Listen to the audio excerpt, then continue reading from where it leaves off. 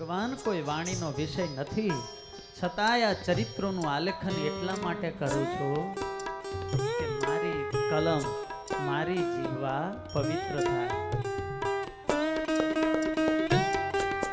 ચહુવેદ મહિમા ગાવે ફિર ભી નેતિ નેતિ જાય કયો. ચહુવેદ મહિમા ગાવે ફિર ભી નેતિ નેતિ જાય કયો.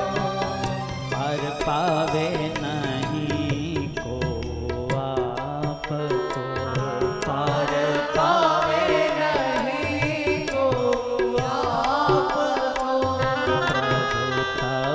ચરિત ગાય રહ્યો નિજ ગીરા પાવની કરણ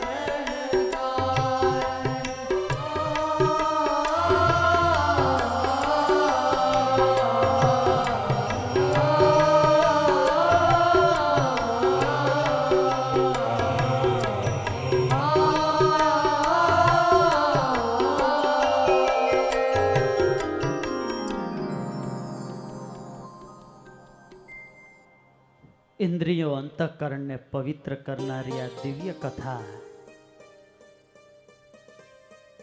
કથા સાંભળી અને આચરણ કરે એનું તો કલ્યાણ થાય. પણ શતાનંદ સ્વામી તો લખે કે આ ગ્રંથના સાનિધ્યમાં આવીને કોઈ બેસે ને તો પણ એ જીવાત્માનું પરમ કલ્યાણ થાય એવો દિવ્ય સત્સંગી જીવનનો મહિમા છે. મુહૂર્તમ વા તદર્ધમ વા ક્ષણે વાસ્ય શુભામ કથા યે નરા શૃણવંતિ પ્રીત્યા ન તેષામ અસ્તિ દુર્ગતિ. ત્યારે આ પ્રાપ્તિનો અમલ ઘટા જ કરીએ. શતાનંદ સ્વામી રચિત આ સત્સંગી જીવનની કથા સુવ્રત મુનિ અને પ્રતાપસિંહ રાજાના સંવાદથી પ્રવાહિત થઈ છે.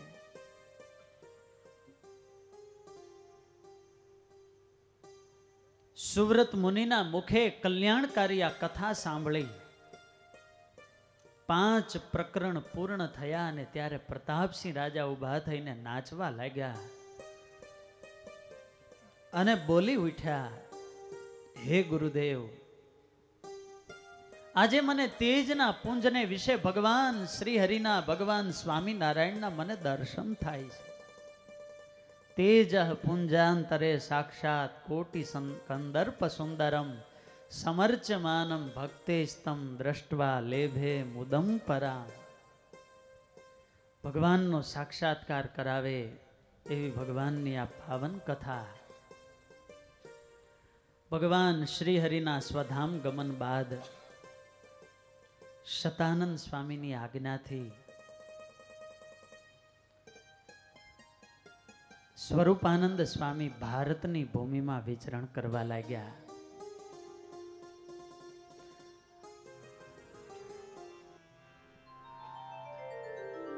અનંત જીવોના કલ્યાણને માટે આ લાડીલા સંત ભારતમાં ફરવા લાગ્યા.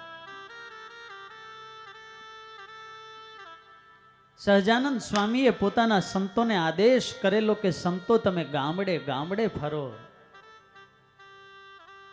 બોલતા ચાલતા ભગવાન આ કળીકાળમાં પ્રગટ થયા છે તો એક એક જીવોની પાસે જઈ ભગવાનના મહિમાની વાતો કરીને એને ભગવાનને વિશે જોડો. અને એટલા માટે ભગવાનની આજ્ઞાથી સંતો ગામડે ગામડે ફરતા.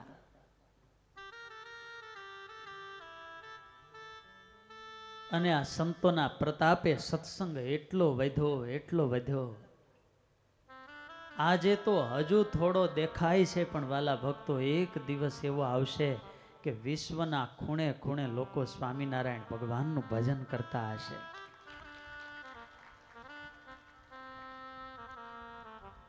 સ્વરૂપાનંદ સ્વામી પાસે આવતા જીવોના હૃદયમાં પ્રગટ ભક્તિ જગાડતા, કાશી, વૃંદાવન, મથુરા આદિ તીર્થોમાં ફરતા ફરતા પુણ્ય પવિત્ર એવા જગન્નાથપુરીને વિશે પધાર્યા છે. કલ્પના તો કરીએ કેટલો ખપ હશે આ સંતને ભગવાનને ઓળખાવાનો.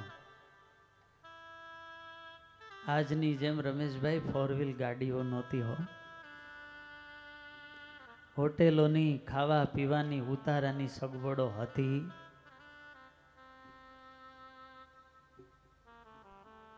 કમ ભાગ્ય તો આપણા કહેવાય કે જે દિવસે આવી કોઈ વ્યવસ્થાઓ નહોતી ને ત્યારે આ ભક્તિ તત્વ જાગતું હતું, અને આટલી વ્યવસ્થાઓ થઈ ગઈ તોય આજે પ્રેમ સે બોલો જય સ્વામિનારાયણ.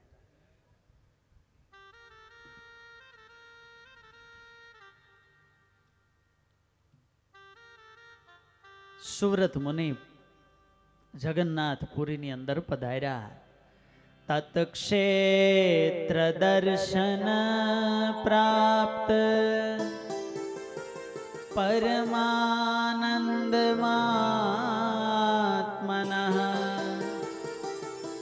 આવાસમ અકરો તત્વ ચક્રતીર્થેતિ પાવને. આ ક્ષેત્રના દર્શન કર્યા ને અંતરની અંદર આનંદ નહીં પણ પરમાનંદ થયો. દિલમાં ભક્તિ હોય ને ભગવાનનો સંબંધ એને મળે ત્યાં દિલ નાચી ઉઠતું હોય છે. તીર્યતે અનેન ઇતિ તીર્થમ. જેનો યોગ કરવાથી, જેનો સંબંધ કરવાથી જીવ એના પાપો થકી પાર થઈ શકે એને કહેવાય તીર્થ. ખૂબ ભાવ અને પ્રેમથી શતાનંદ સ્વામી ભગવાન જગન્નાથજીના નિત્ય પ્રત્યે દર્શન કરે છે. મહિમા ભાવથી એક એક તીર્થોના દર્શન કરે, ત્યાં નિવાસ કરે ને ભગવાનની ભક્તિ કરે. તીર્થમાં નિવાસ કરીને રહીએ, ત્યાંની રજનો સંબંધ થાય, ભૂમિનો સંબંધ થાય તો આપણા તનના કહેતા શરીરના પાપોનો નાશ થાય. રજે જળે થાય પવિત્ર તન, મહાત્મ્યથી થાય પવિત્ર મન. મનને અને અંતરાત્માને પવિત્ર કરવો હોય તો તીર્થના સેવનની સાથે સાથે એનો મહિમા પણ હોવો જરૂરી છે. અને એટલા માટે તીર્થયાત્રા તો કરીએ, પણ યાત્રાની સાથે સાથે એક એક તીર્થોનો મહિમા પણ સમજવો જોઈએ. અને મહિમા સાથે યાત્રા થાય તો શરીર પવિત્ર થાય એમ મન પણ પવિત્ર થાય.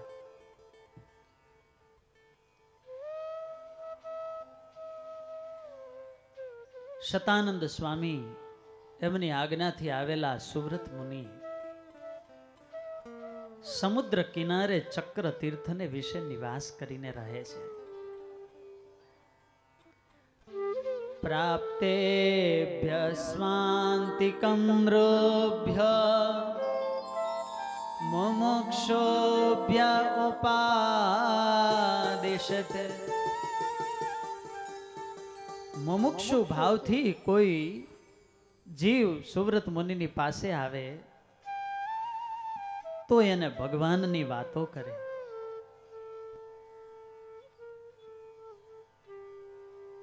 સરસ મજાનો બગીચો ખીલો હોય, પુષ્પો ખીલા હોય, અત્તર છાંટ્યું હોય તો એની સુગંધ તો પવનની દિશામાં જાય.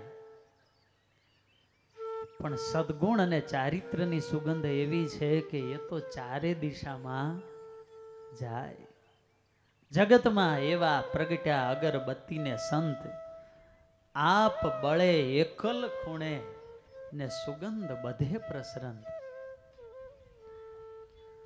સુવ્રત મુનિનું જીવન એટલું પવિત્ર, ભક્તિભાવથી સેવા કરે ઠાકોરજીની, અને એમની અર્પણ કરેલી સેવા મૂર્તિમાન ભગવાન સ્વીકાર કરે. એટલે જે જે સાચા મુમુક્ષુઓ હતા એ સુવ્રત મુનિની પાસે ખેંચાવા લાગ્યા. પાસે કોઈ મુમુક્ષુ આવે તો એને ભગવાનની વાતો કરે અને આમ સત્સંગ ચાલે. શતાનંદ સ્વામી લખે, આ બાજુ ગુજરાતના ભાડેર ગામના વતની નામના પ્રતાપ સિંહશ્ચ ત્યક્ત રાજ્યો વિરાગવાન, આ સત્સંગી જીવનના પરમ ભાગવત શ્રોતા એવા પ્રતાપસિંહ રાજા ત્યક્ત રાજ્યો વિરાગવાન. મનમાં સંકલ્પ થયો ક્યાં સુધી આ સંસારમાં રહીશું, આનો તો કોઈ અંત જ નથી. ભગવાન મળે તો જ આ મનુષ્ય દેહની સાર્થકતા થાય. મને ભગવાન ક્યાં મળે? અરે ભગવાનને ભેટાડે એવા સાચા સંત ક્યાં મળે? એના માટે હું તીર્થયાત્રા કરું ને ભારતની તીર્થયાત્રા કરતા કરતા એ પણ જગન્નાથપુરી પહોંચ્યા. જેવો આ પુણ્ય પવિત્ર ક્ષેત્રની અંદર પગ મૂક્યો ત્યાં પ્રતાપસિંહ રાજાના અંતરમાં ટાઢા શેરડા પડવા લાગ્યા. ભગવત સંબંધ અને સાચા સંતના સંબંધની તાકાત એક એવી અલૌકિક હોય છે કે એના વાતાવરણમાં જઈએ ને તો પણ આપણું મન શાંત થવા લાગે. પ્રતાપસિંહ રાજાને મનમાં થયું કે નક્કી આ તીર્થની અંદર કોઈ સાચા સંત હોવા જોઈએ. તીર્થે જવું સદગુરુ ગોતવાને, તીર્થે જવું તે પ્રભુ પામવાને. નક્કી કોઈ સાચા સંત હોવા જોઈએ. ક્યાંય મારું મન શાંત થયું નહીં ને આ ભૂમિમાં પગ મૂક્યો ને શાંત થયું. અને ભગવાનને ધારી રહેલા સાચા સંત એના સાનિધ્યની એવી શીતળતા હોય છે. પૂજ્યપાદ ગુરુ મહારાજ શિબિર હોય ત્યારે અમને સંતોને ઘણી વાર કહેતા હોય કે એક બે વાર નહીં ઘણી વાર અનુભવ્યું અને હરિભક્તોના મુખે સાંભળ્યું છે કે ગુરુકુલના ગેટની અંદર આવે, ગુરુકુલમાં પગ મૂકે ત્યાં ખ્યાલ આવી જાય કે પૂજ્ય શાસ્ત્રીજી મહારાજ ગુરુકુલમાં છે કે નહીં. એક સંતની અસર જ એવી હોય કે આજુબાજુ એની દિવ્યતા પ્રસરતી હોય. મહાપુરુષના સાનિધ્યની અંદર અનિષ્ટો આવતા તો નથી, પણ અનિષ્ટ હોય ને એ પણ મંગળકારી બની જાય. બસ એનું અસ્તિત્વ જ કાફી છે, બધું ગોઠવાવા લાગે.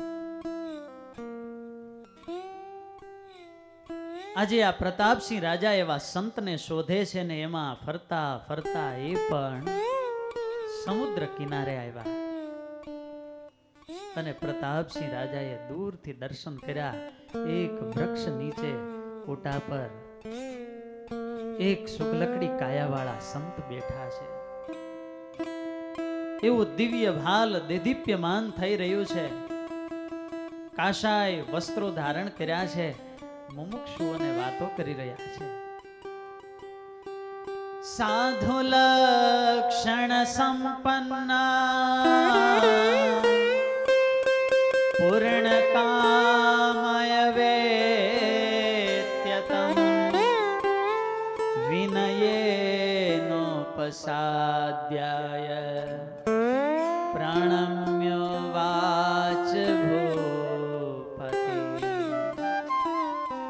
સાધુ લક્ષણથી યુક્ત સંતને જોયા અને આના અંતરમાં એટલો આનંદ થયો, મન ખેંચાયું, તન ખેંચાયું ને પ્રતાપસિંહ રાજા સુવ્રત મુનિની પાસે પહોંચી ગયા છે. આજે એનું અંતર મન અને દિલ કહેવા લાગ્યું છે કે ના, સાચા સંત છે. સંત સાચા કે ખોટા એની વ્યાખ્યા શું? એનું કોઈ મીટર ખરું માપવાનું? હે? એના નામની આગળ કેટલા ટાઇટલ લાગ્યા છે, એનાથી સંતની ઓળખાણ નથી. કેટલી સંસ્થાઓના વડા કે મહંત છે, એનાથી સાચા સંતની ઓળખાણ નથી. જેના સંગે આવનાર જીવાત્માના તમામ સંતાપનો અંત આવી જાય એને સાચા સંત કહેવાય. બસ દર્શન કરો ને અંતરમાં ટાઢું થવા લાગે તો માનવું કે આ સાચા સંત છે. તમે અહીં તરોડા દર્શન કરવા જાઓ, પૂજ્ય ઘનશ્યામ સ્વામી સવારે પૂજા કરતા હોય, પૂજ્ય નારાયણ પ્રસાદ સ્વામી પૂજા કરતા હોય, ત્યાગી વૈરાગી અલગારી સંતો બેઠા હોય, આમ બાહ્ય વૈભવ એની પાસે એવો દેખાય નહીં, પણ ત્યાં પાસે બેસીએ ને ત્યાં કંઈક અલગ પ્રકારની જ અનુભૂતિ દિલની અંદર થાય. આ દુનિયાના અનેક વૈભવો જોઈએ, મોટા મોટા વ્યક્તિત્વને મળીએ, પણ જે શાંતિ ન થાય એ શાંતિ સીધા સાદા સંતોની પાસે થાય.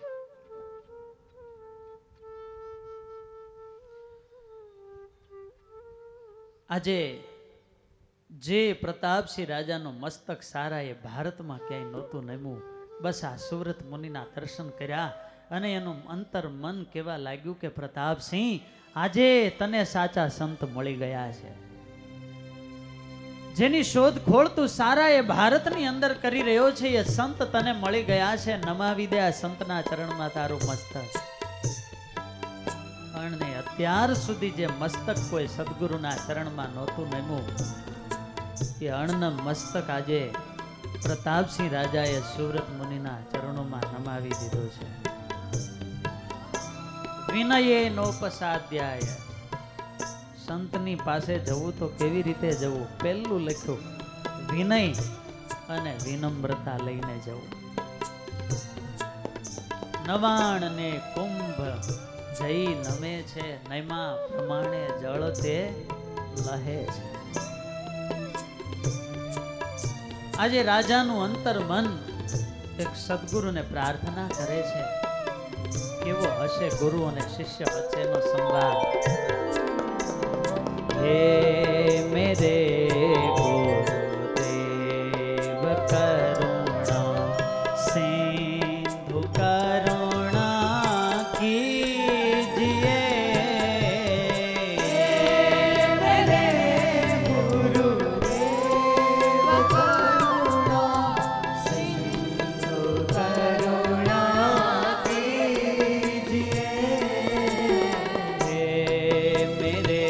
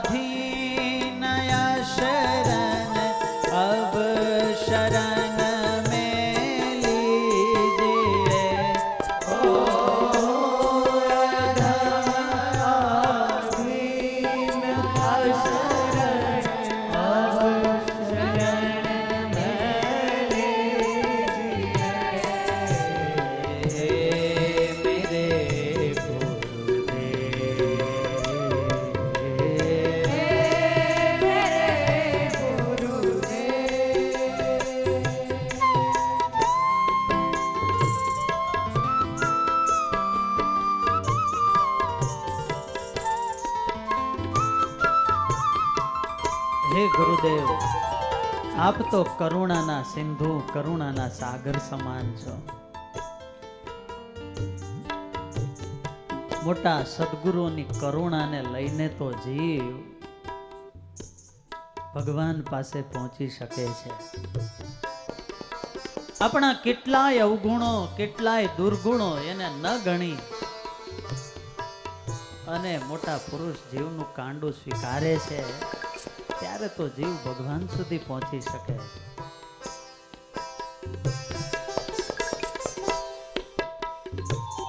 આપ પણ જો મને છોડી દેશો તો હે ગુરુદેવ હું ક્યાં જઈશ? સબ જગહ માંજી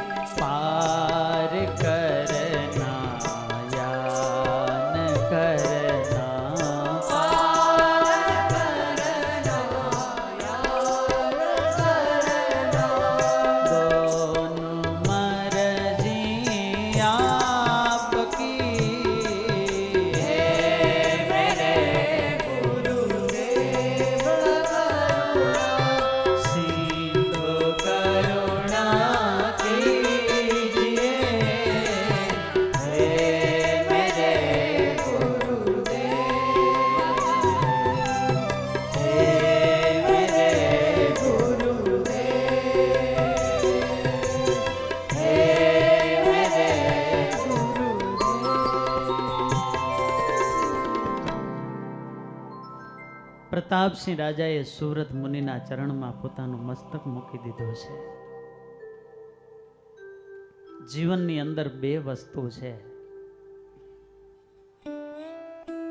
ધ્યાન से सुनना. એક છે સાધન અને બીજું સાધના. ક્રમ એવો છે કે સાધન સંપન્ન વ્યક્તિઓએ, સાધના સંપન્ન એવા મહાપુરુષો એના યોગમાં રહેવું.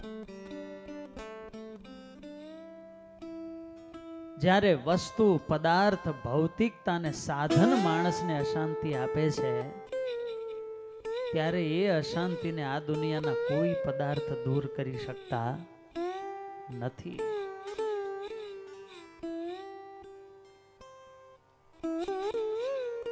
દુન્વયી પદાર્થોની અંદરથી આવેલી અશાંતિને કેવળ ને કેવળ જેનું જીવન સાધનામય છે એવા મહાપુરુષો એ જ એની અશાંતિને દૂર કરી શકે છે. વસ્તુનિષ્ઠ બનેલા માણસને પરિવાર સાથે જોડાયેલો બનાવે, વ્યક્તિનિષ્ઠ બનાવે, વ્યક્તિનિષ્ઠ વ્યક્તિને વિભુનિષ્ઠ બનાવે, એ જ તો મહાપુરુષોનું કર્તવ્ય છે. અને એટલા માટે મોટા મોટા રાજાઓ પણ અનાદિકાળથી ગુરુજનોની આજ્ઞામાં રહેતા. સંસારથી થાકેલા પાકેલા પ્રતાપસિંહ રાજા સુરત મુનિના શરણે આવ્યા, હાથ જોડી અને કહેવા લાગ્યા છે કે હે મુનિવર, મુનિવર્યા પ્રપન્નોસ્મિ ત્વામહં સાધુલક્ષણં મુચ્યેય સંસ્રુતેર્યેન તન્મે ત્વં વક્તુમર્હસી. હાથ જોડીને કહે, હે મુનિવર, આપ સાચા સંત છો. જન્મ મરણની આ સંસ્કૃતિ છે, એનાથી મુક્ત કેમ થવાય એવો મને કઈક ઉપાય બતાવો.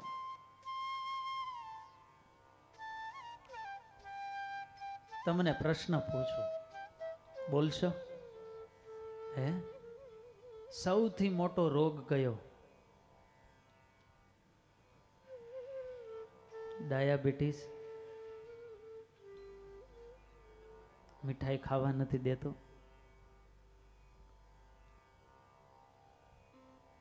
કયો રોગ?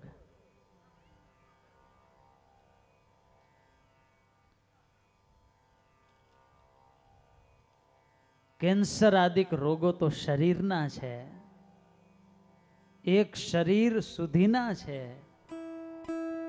પણ જીવાત્માને જન્મ મરણનો જે રોગ વળગ્યો છે એના જેવો કોઈ બીજો મોટો રોગ નથી.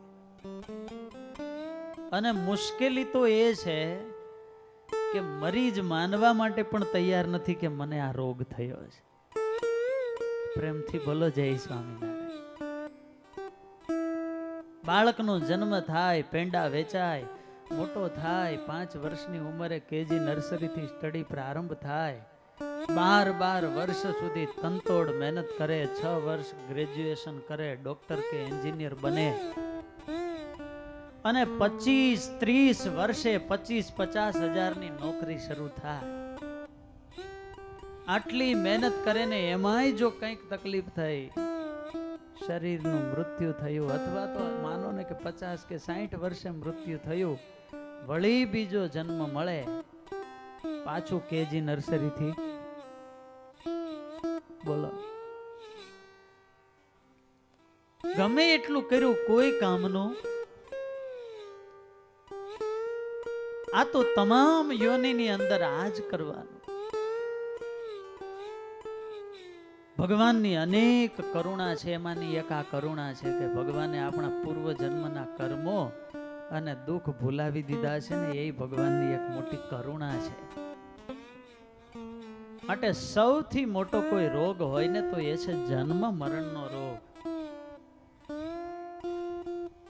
રાજાએ પ્રશ્ન કર્યો છે કે આ દુનિયાનું તો સારું થાય કે ન થાય, પણ આ જન્મ મરણનો જે રોગ વળગ્યો છે, આ સંસ્કૃતિમાં જીવ ભટકે છે, એમાંથી મુક્તિ કેમ મળે? હે ગુરુદેવ, એવો કંઈક ઉપાય બતાવો. સુવ્રત મુનિ કહે છે, રાજન, માયાથી પર થવું હોય તો એનો તો બસ એક જ ઉપાય છે, મારા ગોવિંદની પ્રાપ્તિ. ભગવાનના સ્વરૂપમાં પરમ પ્રીતિ પ્રગટે તો અને તો જ જીવ માયાથી પર થઈ શકે, અને એ પણ અપરોક્ષ સાક્ષાત્કાર થવો જોઈએ. હાથ જોડીને વળી પ્રશ્ન કર્યો કે હે ગુરુદેવ, તો મને ભગવાન ક્યાં મળે? હવે સુવ્રત મુનિ જેવા સંત કે જેને આ ભૂમંડળમાં ચરાચરની અંદર અખંડ ભગવાનની મૂર્તિ દેખાતી, સહજાનંદ સ્વામીની મૂર્તિ વિના એની નેત્રની વૃત્તિને આ દુનિયામાં ક્યાંય ઠરવાનું ઠેકાણું નહોતું. ચરાચરમાં જે અખંડ ભગવાનને દેખતા હોય ને એ સંતને કોઈ પ્રશ્ન કરે કે ભગવાન ક્યાં મળે? સુવ્રત મુનિને થોડું હસવું આવ્યું ને કહેવા લાગ્યા, અરે રાજન, ભગવાન ક્યાં નથી એમ પૂછ.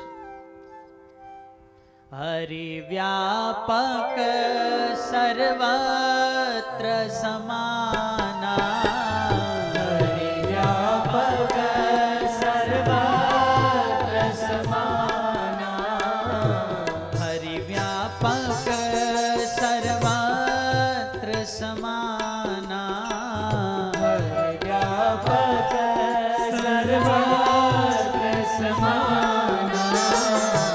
प्रेम से प्रगट होई में जाना, प्रेम से प्रगट होई में जाना, प्रेम से प्रगट होई में जाना, प्रेम से प्रगट होई में जाना. ભગવાન તો આ વિશ્વમાં સર્વત્ર છે, પણ એના માટે રાજન ભગવાનને વિશે પ્રેમ થાય, પ્રીતિ પ્રગટે.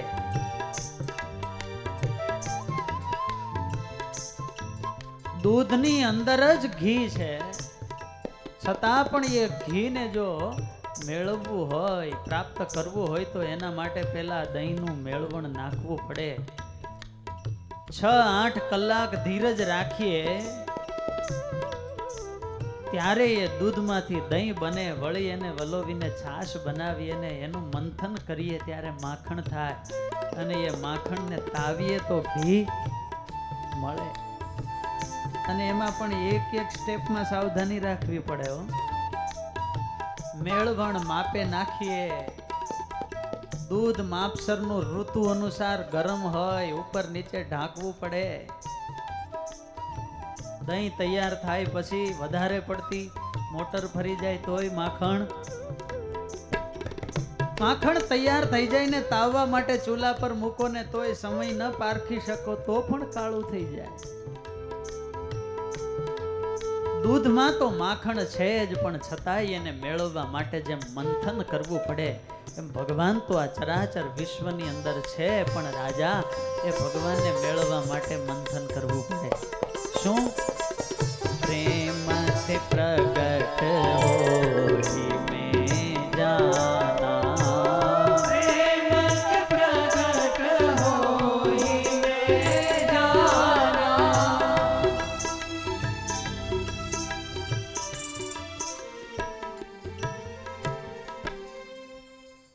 જેની જેટલી શ્રદ્ધા એને એટલા વેલા ભગવાન મળે. પેલા તમને એક પ્રશ્ન પૂછો, ભગવાન જોતા છે? હે? બધાય નથી હા પાડતા. એક યુવકે ભગવાન બુદ્ધને પ્રશ્ન કર્યો કે તમે આટલી બધી વાત કરો છો, કોઈ ભગવાન સુધી પહોંચતા તો નથી. એટલે ભગવાને કહ્યું કે તું કાગળ લઈને રસ્તા પર નીકળ, જેટલા મળે ને એને પૂછજે તમારે શું જોઈએ છે ને લખજે. સાંજ સુધી લખ્યું. સાંજે કાગળ લઈને આવ્યા. ભગવાન કહે વાંચ દો. 100-200 વ્યક્તિઓના અભિપ્રાય લખેલા, શું જોઈએ છે, બંગલા, ગાડી, મોટર, આ લોકના જ પદાર્થ. કોઈએ લખ્યું નહોતું કે મારે ભગવાન જોઈએ છે.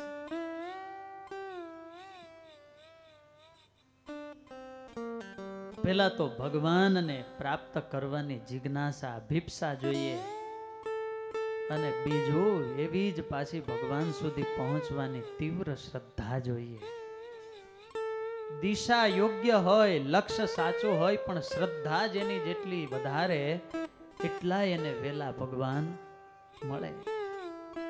આમ તો એક યુવક હરિદ્વાર બાજુ જાય, 2 રસ્તા પડે, ત્યાં એક સાધુ મહાત્મા બેઠેલા. એટલે એમણે પૂછ્યું કે મહારાજ, મારે હરિદ્વાર જવું છે તો આ રસ્તો બરાબર છે? સાધુએ મસ્તક આમ હકારમાં ધૂણાવ્યું. તો મારે ત્યાં પહોંચતા કેટલો સમય લાગશે? સંત કઈ બોલ્યા નહીં. અરે મહારાજ, આપને પૂછો છો કે હરિદ્વાર પહોંચતા કેટલો સમય લાગશે? 5-6 વાર પૂછ્યું છતાંય સંતે જવાબ જ આપ્યો નહીં. એટલે મનમાં થયું કે જવાબ આપવો નહીં હોય એટલે આણે તો દોટ મૂકી, રસ્તો તો સાચો છે ને, પહોંચી જઈએ.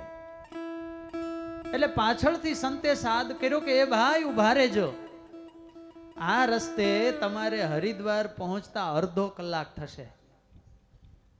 અરે બાપજી, ક્યારથી પ્રાર્થના કરતો હતો, એક શબ્દ બોલ્યા નહીં ને હવે કેમ?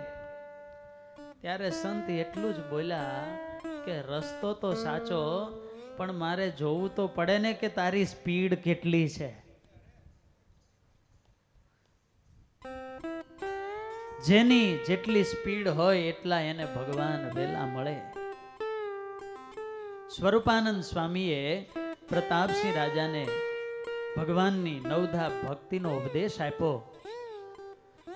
ભગવાન જગન્નાથના નિત્ય દર્શન, સેવા, પૂજા કરતા કરતા એના અંતરની આરસી નિર્મળ બની, શુદ્ધ અંતઃકરણ થયું. એટલે સુવ્રત મુનિને થયું કે હવે હું મારા ગોવિંદના પાવન ચરિત્રોની કથા સંભળાવું. હે રાજન, ભગવાનમાં પરમ પ્રીતિ પ્રગટાવવી હોય તો એના માટે સર્વશ્રેષ્ઠ કોઈ માધ્યમ હોય તો એ મારા ગોવિંદના ગુણાનુવાદ છે. ભગવાનનો મહિમા સાંભળતા સાંભળતા સાંભળતા સાંભળતા જીવને ભગવાનને વિશે પ્રીતિ થાય છે.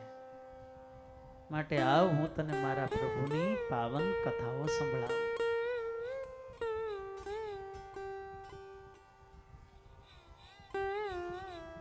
આ કળીકાળની અંદર ભૂમંડળમાં પ્રગટ થયેલા ભગવાન સ્વામિનારાયણ પોતાના ધામમાં સિધાવ્યા છે, પણ આજે પણ સત્સંગની અંદર પ્રગટ રહે છે. પ્રભુના જન્મ કર્મની દિવ્ય લીલાઓ હું તને સંભળાવું, પણ એ પેલા રાજન, મારા ગોવિંદની પ્રાગટ્યની પૂર્વ ભૂમિકાની તને કથા સંભળાવું છું. અને સુવ્રત મુનિ પ્રતાપસિંહ રાજાને પ્રાગટ્યની પૂર્વ ભૂમિકાની કથા સંભળાવે છે. હે રાજન, અનંત બ્રહ્માંડના અધિપતિ ભગવાન સ્વામિનારાયણ આ ભૂમંડળની અંદર પધાર્યા એ કોઈ સામાન્ય ઘટના નથી. આ બ્રહ્માંડના અધિપતિ એવા વિરાટ નારાયણ, એમણે પોતાના 50 વર્ષ અને 1.5 પહર ભગવાનની સ્તુતિ કરી. કેટલા વર્ષ? કોના? વિરાટ નારાયણ. વચનામૃતના અભ્યાસુ ભક્તો હોય એને ખ્યાલ હોય કે આપણા 8 અબજ અને 64 કરોડ વર્ષ થાય ત્યારે એનો એક દિવસ થાય. ટાઢાપુરના નથી હો, ભાગવતમાં પણ લખ્યું છે. આવો 30 દિવસનો મહિનો, 12 મહિનાનો વર્ષ અને આવા 50 વર્ષ સુધી વિરાટ નારાયણે પરાત પર પુરુષોત્તમ નારાયણને પ્રાર્થના કરી કે હે મહારાજ પધારો પધારો પ્રભુ, આ ભૂમંડળને પાવન કરવા માટે પધારો પ્રભુ, અનંત જીવોના કલ્યાણને માટે પધારો. આમ 50 વર્ષ સુધી પ્રાર્થના કરી ત્યારે આ ચરણારવિંદ આ ભૂમંડળની અંદર પધાર્યા છે. અને એના માટે રાજન મારા ગોવિંદે નિમિત્ત બનાવ્યું છે બદ્રિકાશ્રમ ધામને.